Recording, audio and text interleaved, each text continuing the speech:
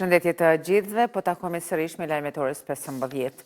Komisioni Qendror i Zgjedhjeve ka miratuar buxhetin, planin dhe afatet për zgjedhjet e jashtëzakonshme të 7 qershorit. Buxheti përgjithshëm i procesit zgjedhor është rreth 11 milion euro, ndërsa fushata zgjedhore do zgjas 10 ditë duke nisur më 28 maj. Partitë politike të regjistruara deklaruan përpjesëmarrjen në zgjedhje përmes koalicioneve në periudhën prej datës sotit deri me datën 7/5. Periudha aplikimit për certifikim të subjekteve të reja politike përveç atyre që janë tashmë të regjistruara, kemi fjalën për iniciativa qytetare, koalicione dhe kandidat pavarur, realizohet nga data 2 deri në datën 10 të këtij muaji. Periudha e dorëzimit të listës së kandidatëve të subjekteve politike të certifikuara realizohet nga data 2/05 deri më 12/05/2026. Tërheqja e shortit për renditjen e partive politike në fletvotim realizohet me datën 16/05/2026. Fushata e zgjedhjeve për subjektet politike të certifikuara fillon me datën 28 të muajit maj dhe zgjat deri me datën 7 të mëngjesit të muajit qershor.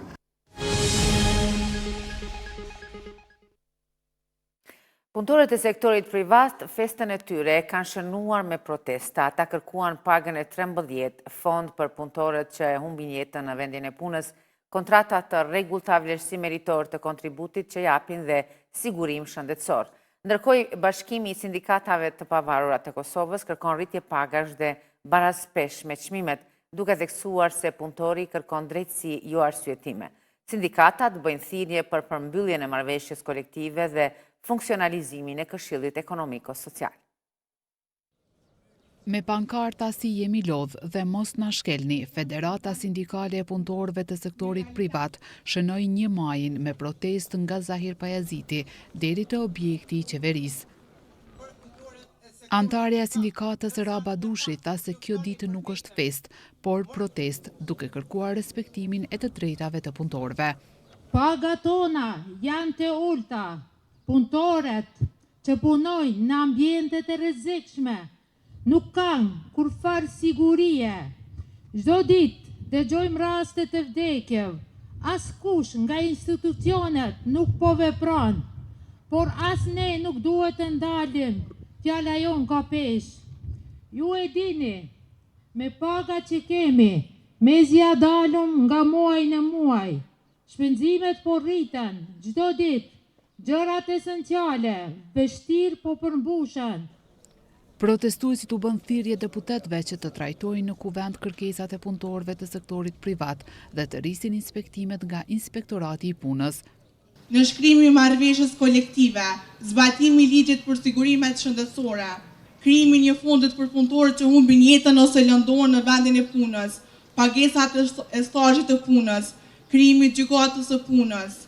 I bëjmë thirrje institucioneve, na dëgjoni, na respektoni, punoni për qytetar, jo kundër tyre, sepse një shtet nuk drejtohet mbi padrejtësi. Pse mbesim në këtë gjendje, duke u shkelmuar her nga një pronar kompanie, her nga tjetri, a ka ligje për ne, punëtorët publiko-privat që na bartin si valët e detit nga një kënd në tjetrin. Pse këta punëtorë nuk e kanë definuar statusin e tyre. Nga protesta u kërkua përfshirja e punëtorëve të sektorit privat në kontratën kolektive dhe njohja e përvojës së punës me kompenzim financiar. Po ashtu u theksua se gjatë 5 viteve të fundit në Kosovë kanë humbur jetën 97 punëtorë në vendin e punës. Me rastin e 1 majit, ushtruesja e detyrës së presidentes Albulena Haxhiu ka nderuar punëtorët duke veçuar rolin e grave dhe punën e paguar në familje. Ajo theksoi se puna duhet të vlerësohet në tërësi dhe të njihet kontributi të gjithë punëtorëve. Ndërkaq kryeministri në detyrë Albin Kurti vlerësoi kontributin e punëtorëve dhe përmendi masat e ndërmarra nga qeveria për fshirritjen e pagës minimale, shtesat sociale dhe programet e punësimit. Ai tha se këto politika kanë ndikuar në rritjen e punësimit dhe përmirësimin e kushteve për punëtorët në Kosovë. Ndërsa me rastin e 1 majit, krerët e partive opozitare kanë kritikuar gjendjen e punëtorëve në vend duke theksuar sfidat ekonomike dhe sociale. Kryetari i PDK-s Bedri Hamza deklaroi se punëtorët vazhdojnë të përballen me paga të ulta dhe mungesë sigurie në punë, ndërsa shumë familje mezi përballojnë jetesën. Edhe kryetari i AK-s Ramush Haradinaj tha se kostoja e jetesës është rritur, ndërsa pagat mbeten të pamjaftueshme për të mbuluar nevojat bazike. Ai shtoi se shumë qytetarë po humbin shpresën dhe po e shohin largimin nga vendi si zgjidhje. Hamza e Haradinaj bën thirrje për përmirësimin e kushteve të punës dhe rritjen e mirëqenies për qytetarët.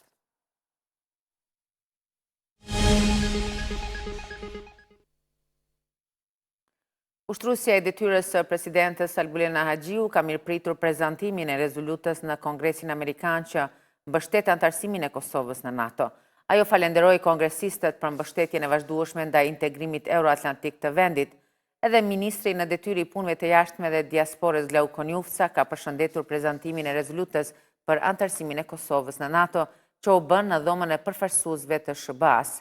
Ndërkohë, rezoluta e prezantuar nga Keith Self, Richie Torres dhe Mike Lawler thekson se Kosova përmbush standardet demokratike dhe të sigurisë, duke kërkuar një rrugë të qartë drejt antarësimit dhe mbështetje nga shtetet anëtare të aleancës. Në ambasadën e Italisë në Prishtinë është mbajtur një takim jo formal i grupit Miqtë e Ballkanit Perëndimor, i organizuar nga ambasadori italian në Kosovë. Në takim morën pjesë zëvendës kryeministri dhe ministri i jashtëm në detyrë Glauko Njufca, si dhe shefat e misioneve diplomatike dhe përfaqësues të zyrës së Bashkimit Evropian në Kosovë.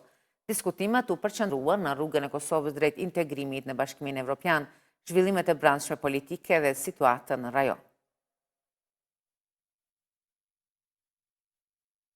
Ka hyrë në fuqi marrëveshja për lëvizjen e lirë kufitare mes Kosovës dhe Shqipërisë, e cila do zbatohet deri në muajin tetor.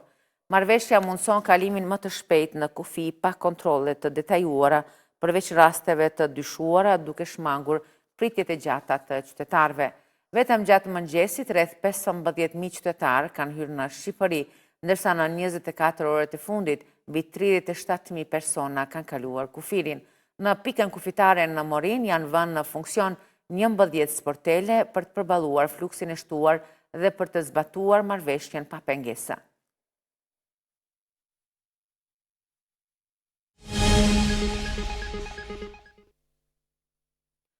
Çmimi i naftës për ditën e sotme në Kosovë është 1.68 euro për litër.